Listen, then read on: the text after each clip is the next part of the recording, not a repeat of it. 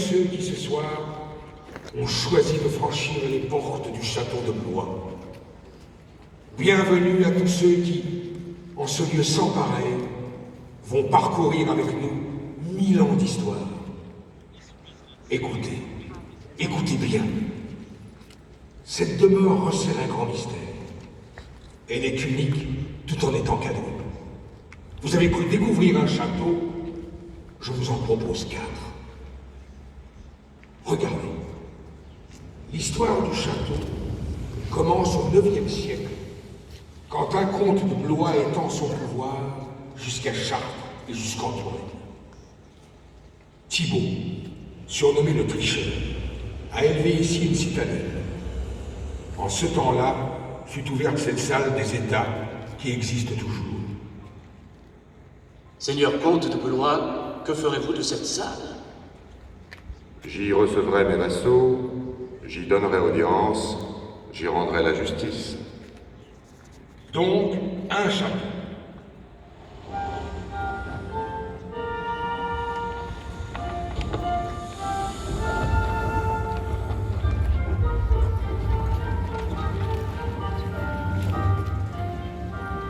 Regardez encore. En 1397, le duc Louis d'Orléans, frère du roi Charles VI, vous savez bien, le folle, acquiert la terre et le domaine. Son petit-fils montera sur le trône de France. Ce sera le roi Louis XII. Sire. En signe de mon attachement à ce château où je suis né, j'ordonne que l'on édifie une aile nouvelle à laquelle je lèguerai mon nom. Que l'on associe sur la façade de la cour intérieure les fleurs de lys aux hermines, afin que soient liés à jamais dans les cœurs le royaume de France et le duché de mon épouse bien-aimée, Anne de Bretagne. Donc, 2 châteaux. Regardez toujours. Un nouveau roi règne en France. François Ier, tout à la fois cousin de Louis XII et son gendre par cette Claude qui dans son verger fit naître une prune, la reine Claude. Mes plus beaux souvenirs sont au château de Blois. Je vous en prie, mon cher et beau François, faites-en une demeure digne de votre gloire. Ainsi en sera-t-il, madame, pour l'amour de vous.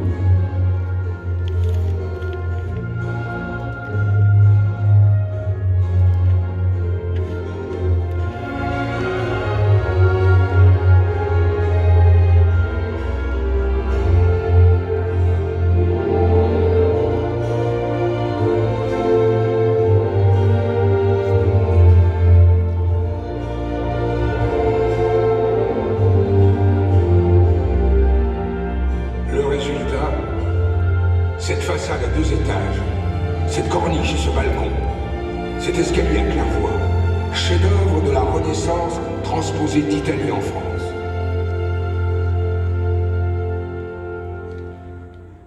Donc, 3 châteaux.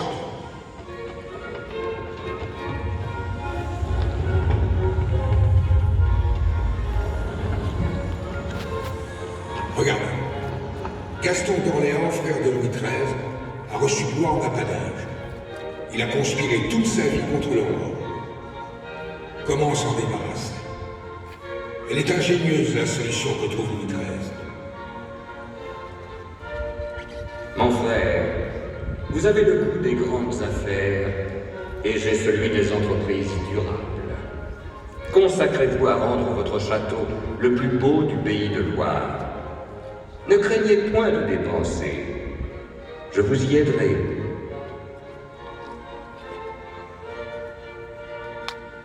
Comptez bien. Cela fait 4 châteaux.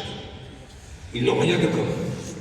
Celui des comtes de Blois, celui de Louis XII, celui de François Ier, celui de Gaston d'Orléans.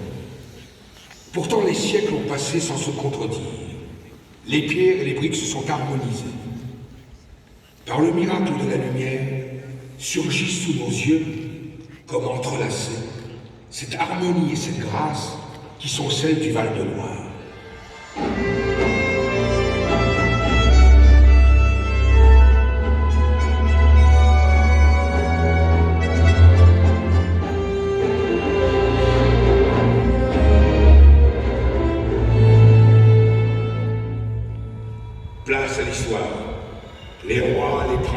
chefs de guerre sont prêts à entrer en scène.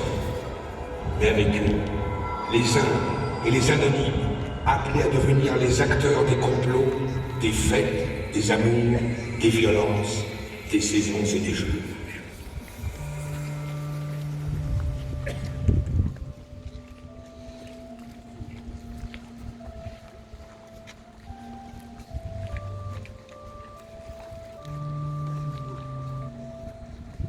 « 22 avril 1429. Une jeune fille de 17 ans, prise dans la chaîne. Elle se nomme Jeanne d'Arc. Un seigneur s'approche d'elle, un soldat. Il a 26 ans. Un jour, il sera maréchal de France. Qui va là? C'est moi. Gilles de Rais. Laisse-moi en paix. Pourquoi ces larmes?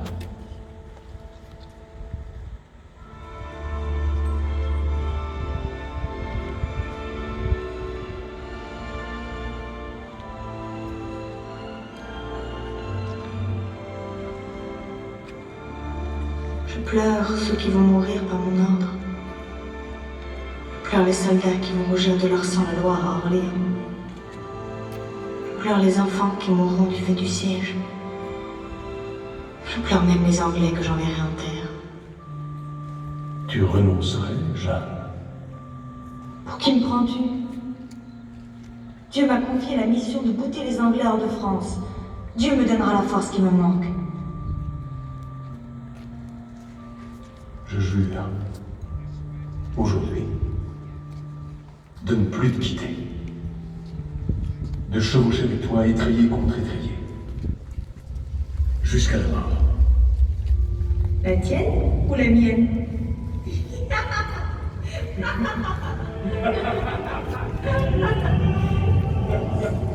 Pas mettre l'armée sur le pied de guerre. Demain, au lieu du jour, nous partirons pour Orléans. Gilles, je rendrai Orléans au roi de France. 28 avril 1429, Jeanne, à la tête de l'armée, escortée du clergé qui chantait le Veni Creator, a quitté Blois.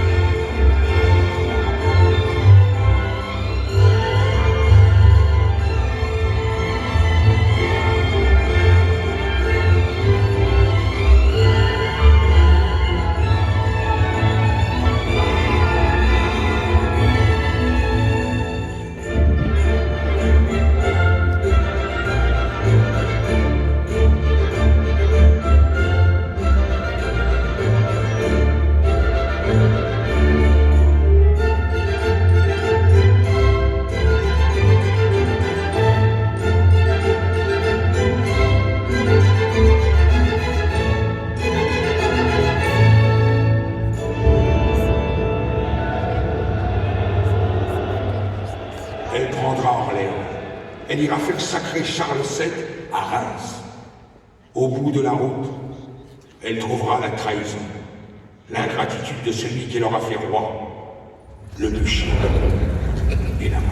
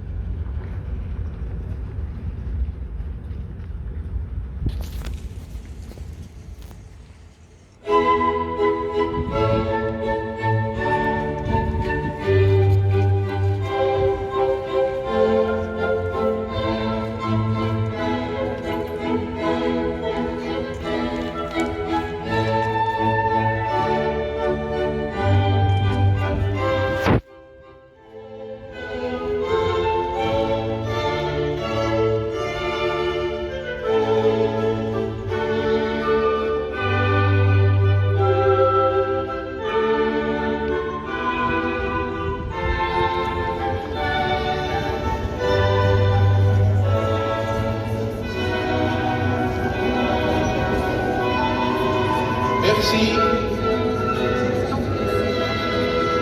Merci d'avoir répondu à mon invitation et d'être venu ce soir, vous, messires, et vous, mesdames, retrouver Charles d'Orléans, votre prince, à l'occasion de ce tournoi de poésie que j'aime tant, vous le savez, à présider.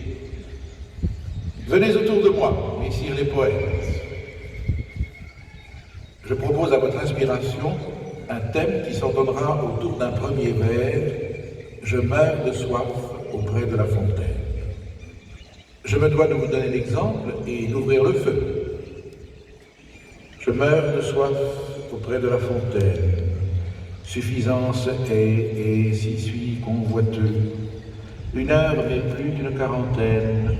Droit et parfait, je chemine en boiteux. Très patient, plus que nul dépiteux, je retiens tout. Et ce que j'ai d'espoir, à moi cruel et aux autres piteux, le neutre suit et s'y tient les deux parts.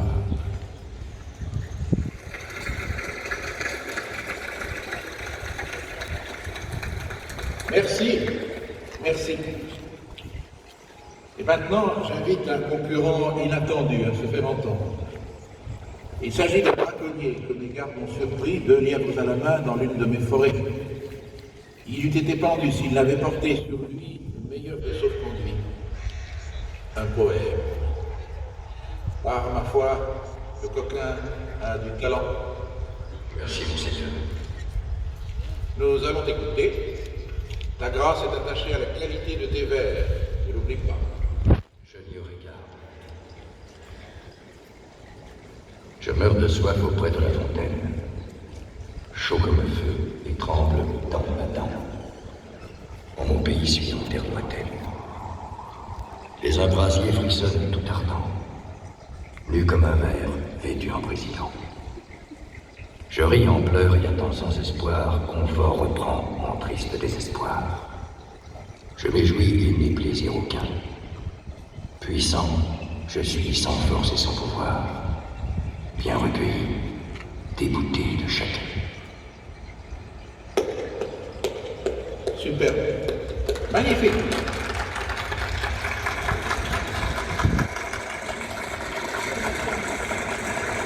Tu vas nous dire ton nom. Je n'ai point de raison, monseigneur, de le cacher. Je me nomme François Villon.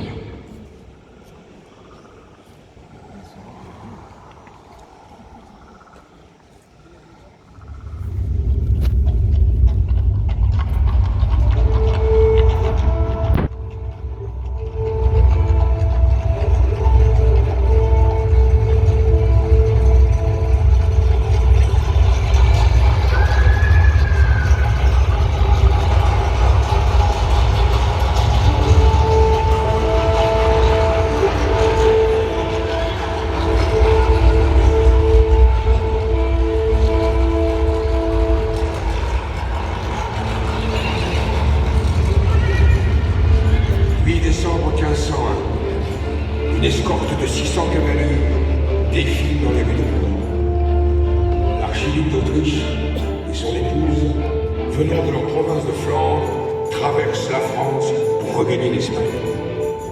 Le roi Louis XII accueille au château ceux dont l'histoire fera un couple lié à jamais sous le nom de Philippe le Beau et Jeanne la Folle. Près de lui, voici l'héritier du trône, le petit François, qui sera un jour François Ier. Frémissant de la jeune force qui monte en lui, il est toujours prêt aux exercices du corps et de l'esprit, aux joutes et aux tournois. Mais en cette année 1501, il tremble, François d'Angoulême. Le roi Louis XII, certes, ne peut le déshériter, mais il veut marier sa fille Claude de France au fils de l'archiduc, le futur Charles Quint. Les fêtes, les chasses, les soupers et les balles, qui durent 5 jours et 5 nuits, ne peuvent dissimuler la triste réalité.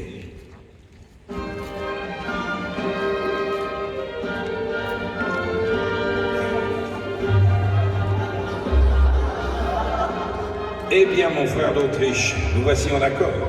Je donne ma fille Claude à votre fils Charles, Elle lui apportera en dot la Bretagne, la Bourgogne et le comté de Blois. Alliance contre nature. Privé de ses plus belles provinces, que va-t-il demeurer du royaume de France? Que restera-t-il à l'ambitieux François d'Angoulême lorsqu'il en héritera? Mais le peuple de France est là. C'est le peuple qui sauvegardera l'unité du royaume. Par la voix des États généraux, il va supplier le roi d'annuler le traité pour rendre à la France sa force et son unité. Louis XII donnera raison à ses sujets. Claude n'épousera pas le fils de l'archiduc d'Autriche, mais son cousin François. Les rois de France, quand ils viennent à la couronne, font un serment si fort et si inviolable que tout ce qu'ils accordent ou promettent après n'est de nulle valeur dès lors qu'il s'agisse du bien ou de l'intégrité du royaume.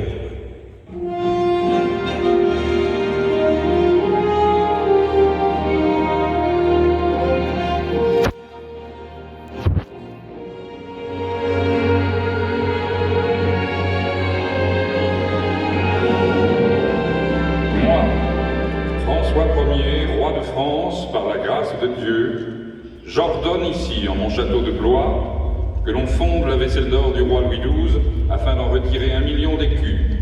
Ainsi pourrai-je réunir les hommes, les armes et les chevaux pour conquérir en Italie ce qui est mon bien et ce qui est mon droit, Milan. Il est ici, parmi nous, le roi François Ier. Tenez, il traverse la cour, revêtu de son armure, portant son épée si lourde. Ce colosse, l'homme le plus grand de son temps, est le seul à pouvoir la sauver. Il est jeune, il est beau, il incarne l'image triomphante de la monarchie française. Le 4 juin 1515, il quitte Blois. À l'arrivée, un nom qui sonne comme une fanfare. Marignan.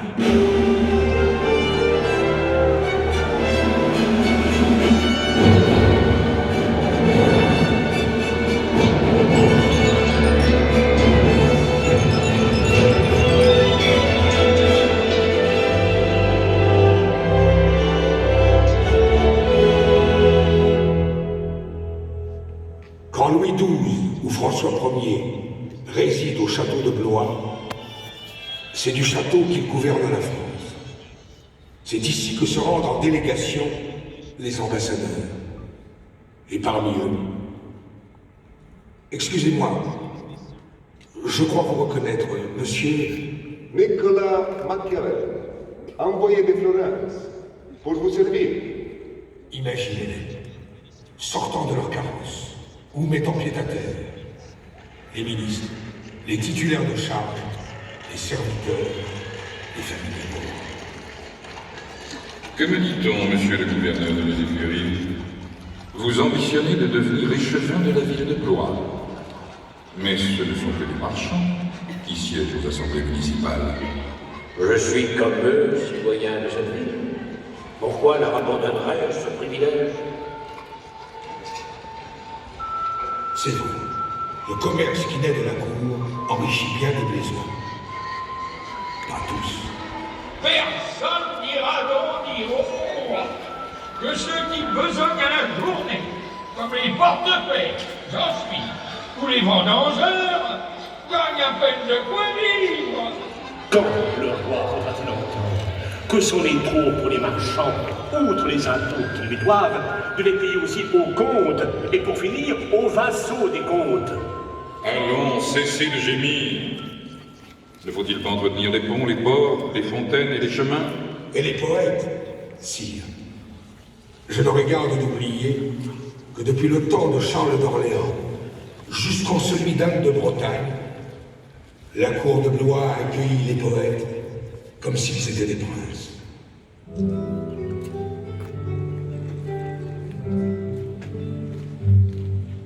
Tenez, voici le plus grand. Votre nom, monsieur? Je veux l'entendre de votre bouche. On m'appelle Pierre de Ronsard. Je vous vois fort attentif à une jeune dame. Ne se nomme-t-elle pas Cassandre? C'est à Blois, en effet, que je viens de la rencontrer pour la première fois. Elle est fille d'un banquier florentin. Et je sens déjà que pour elle, je vais écrire bien des vers. Merci, Cassandre. Mignonne, allons voir si la rose, qui ce matin avait éclose sa robe pourpre au soleil, n'a point perdu ses œuvres, déplie sa robe pourprée, et son teint au vôtre pareil. Il a 20 ans, mon sang. Et du génie.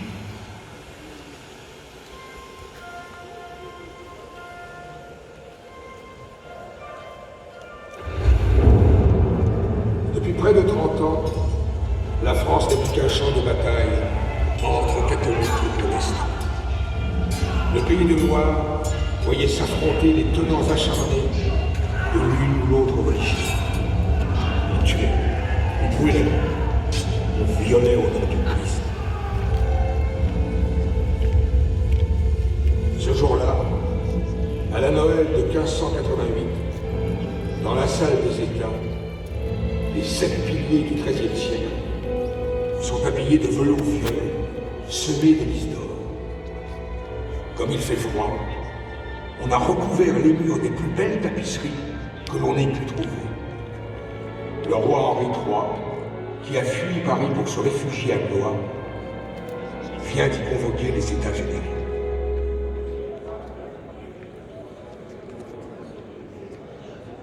Voici, entre le 3e et le 4e pilier, la tribune. On l'appelle échafaud, où sous un énorme autel s'est assis Henri III. À sa gauche, la reine Louise. À sa droite, sa mère, tout entière vêtue de noir, vers qui se portent tous les regards. Catherine de Médicis.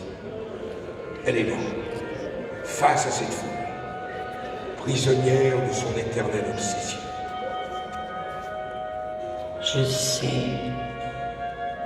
Je sais bien ce qu'ils pensent tous. Voilà la reine de la Saint-Barthélemy. Voilà celle qui a fait couler le sang des Huguenots.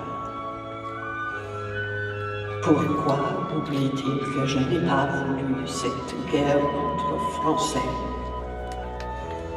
Que toute ma vie je me suis acharné à rapprocher catholiques et protestants, que j'ai vécu pour un unique dessein, mettre fin à cette guerre fratricide.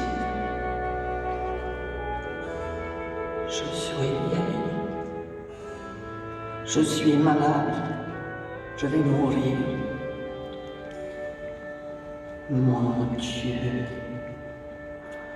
Mon Dieu, faites que mon fils, le roi Henri III, entende le dernier de mes conseils et qu'il accorde le même amour à ceux qui prient en latin comme à ceux qui veulent prier en français.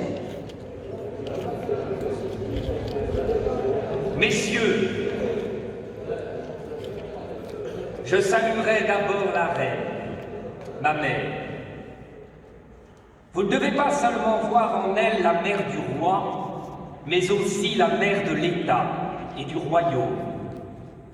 Quant à moi, je suis votre roi, donné de Dieu, et je suis le seul qui le puisse véritablement et légitimement dire. Certains grands de mon royaume ont fait des ligues et associations, mais témoignant ma bonté accoutumée, je veux mettre tout le passé au pas. Dans l'assistance, un homme se trouble. C'est le duc de Guise, qui depuis longtemps accuse Henri III de sympathie huguenote.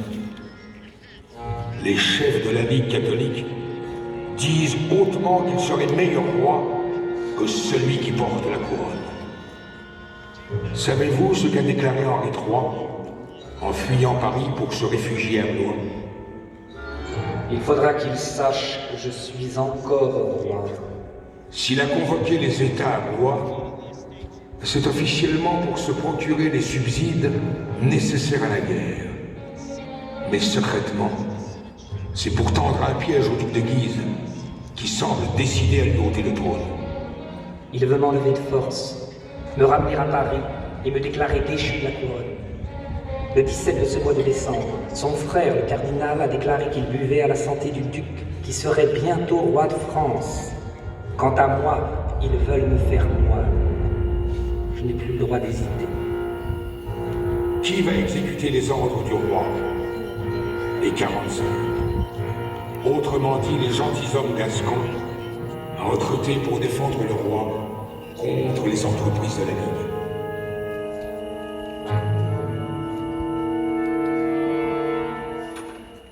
Sire, j'ai ouï dire à moi de méchants bruits à mon égard.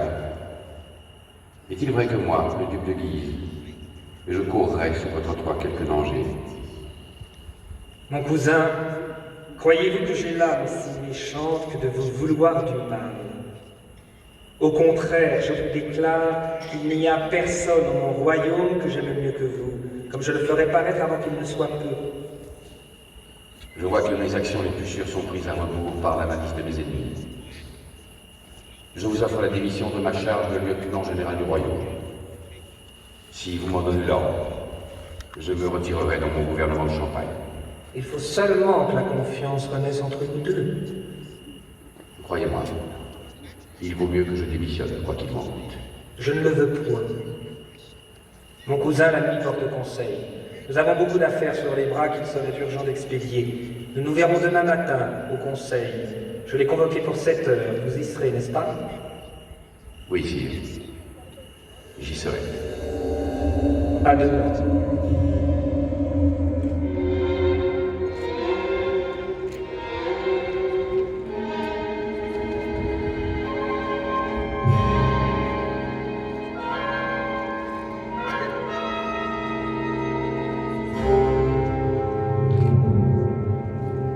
Que les 45 se trouvent demain, 23 décembre, à 5 heures du matin, dans la galerie des Serres.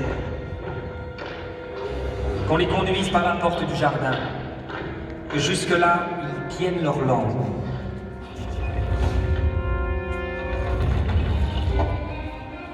Le roi va se coucher. Il ne dort que 3 heures. Comme il en a donné l'ordre, on vient l'éveiller à 4 heures précises. Un peu avant cette heure, les membres du conseil gagnent la salle où ils doivent se réunir. On introduit les 45 dans la chambre du roi. Attendez-moi ici sans faire de bruit. Henri III gagne alors son cabinet, où l'attendent les membres du conseil.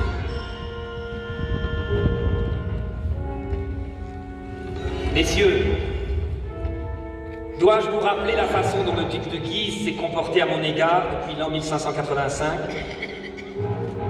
Dois-je évoquer les bienfaits dont pourtant je l'ai comblé? Je suis sûr que vous ne vous souvenez que de l'ingratitude de cette âme déloyale. Cet homme est si aveuglé d'ambition qu'il est à la veille d'oser s'en prendre à ma couronne et à ma vie, si bien qu'il m'a réduit en cette extrémité qu'il faut que je meure ou qu'il meure, et que ce soit ce matin.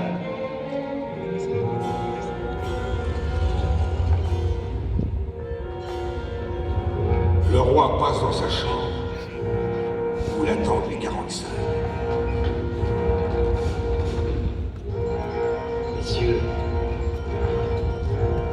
je vous demande de me promettre de me venger de lui en lui ôtant la vie. Capé de Dieu, sire, je vous le rendrai mort. Qui a des poignards?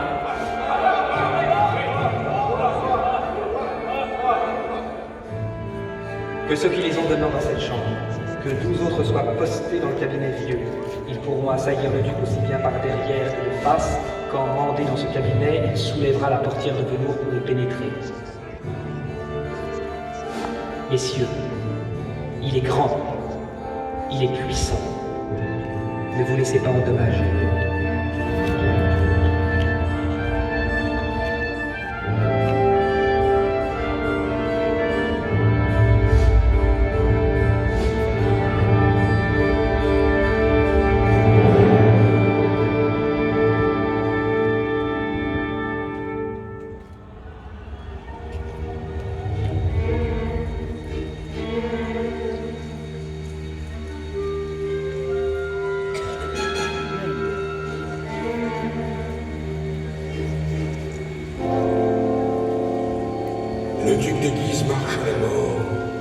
et ne le sait pas.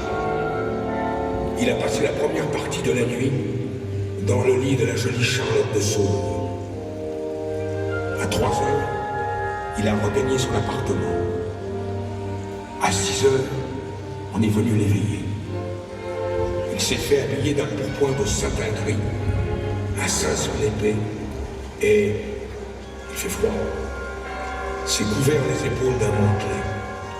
7 heures sonne à l'église Saint-Sauveur. Seule une petite escorte accompagne le duc, qui descend dans la cour. Il la découvre battue par une pluie torrentielle. Pourtant, il est d'humeur charmante. Même, il fredonne une chanson.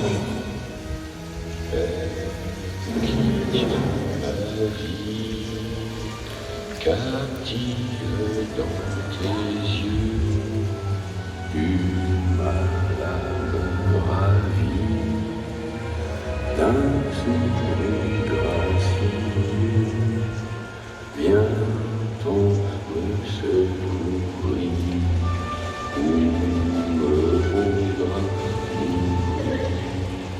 viens-t'en me secourir, ou me vaudra. La veille, son chirurgien est venu le supplier de se tenir sur ses gardes. Des gens lui ont confié que le roi voulait le faire tuer. Cela ne sera jamais. Il n'oserait. Guise s'approche du grand escalier François Ier. Il y trouve des gardes, dont l'un lui marche sur le pied. Pourquoi tu fais cela? Il passe outre, pénètre dans la salle du conseil. Il n'y a là que 4 gentilshommes délégués par le roi et qui contraignent leur visage à rester impassibles. Ce qui va commencer, c'est le plus singulier, le plus dramatique, le plus hypocrite de tous les conseils royaux qui jamais se soient tenus. On traite des affaires courantes. On s'ennuie. Guise tout à coup se met à saigner du nez. Il a froid. On lui donne un mouchoir. On allume un feu dans la cheminée. A-t-il compris qu'il est tombé dans un piège? Quand pénètre dans la salle un envoyé du roi, le duc de Guise tremble de tous ses membres. Monsieur, le roi vous demande. Il est dans son cabinet vieux. Guise se lève si brusquement que derrière lui sa chaise tombe à terre. Il aperçoit dans un drageoir quelques prunes de Brignoles. Il en grignote 2 ou 3, lance les autres sur la table. Messieurs, en voulez-vous? Il roule son mantelet autour de son bras gauche et soulève son chapeau de la main droite. Adieu, messieurs. En ce temps-là, on ne frappe pas à une porte. Guise va donc gratter à la porte de la chambre royale. Après quoi il y pénètre, sans marquer la moindre hésitation. Il voit là les 8 gardes ordinaires. Devine-t-il que chacun tient un poignard dissimulé sous son mantelet?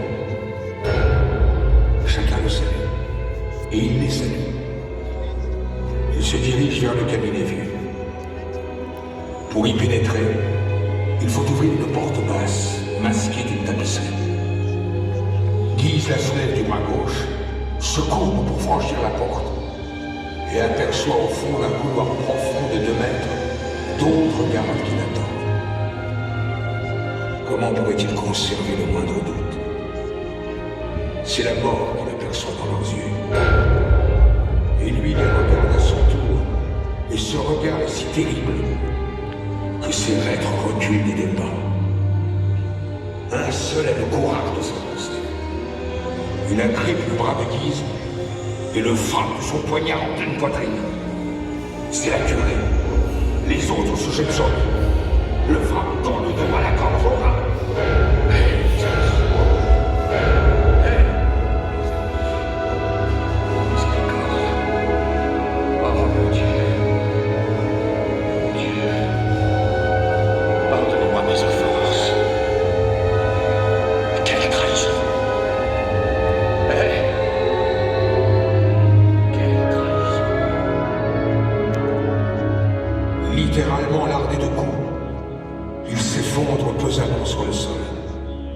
À ce bruit, le roi ouvre la porte de son cabinet. Le cœur palpite encore. Henri III se penche, tâte les lèvres de sa main. Guise, encore vivant, laisse échapper un dernier sanglot et remue la tête comme s'il voulait parler. Fouillez-le. Dans ses chausses, on trouve une petite bourse. Et dans celle-ci, un billet que l'on tend au roi. Voilà, messieurs, ce qu'il a écrit au roi d'Espagne et qui confirme sa haute trahison. Pour entretenir la guerre en France, il faut 700 000 livres tous les mois. Le roi recule de 3 pas. Le regarde. Il paraît encore plus grand mort que vivant. Le lendemain, son frère, le cardinal de Lorraine, sera exécuté à coups de hallebarde. Les 2 cadavres découpés en morceaux seront brûlés dans une cheminée du château. À Catherine de Médicis, Henri est venu dire « À présent, ma mère, je suis roi. » 12 jours plus tard, ici même, au château de Blois, Catherine de Médicis rendra son âme à Dieu. 6 mois plus tard, Henri III tombera à son tour sous les coups de poignard du moine Jacques Clément.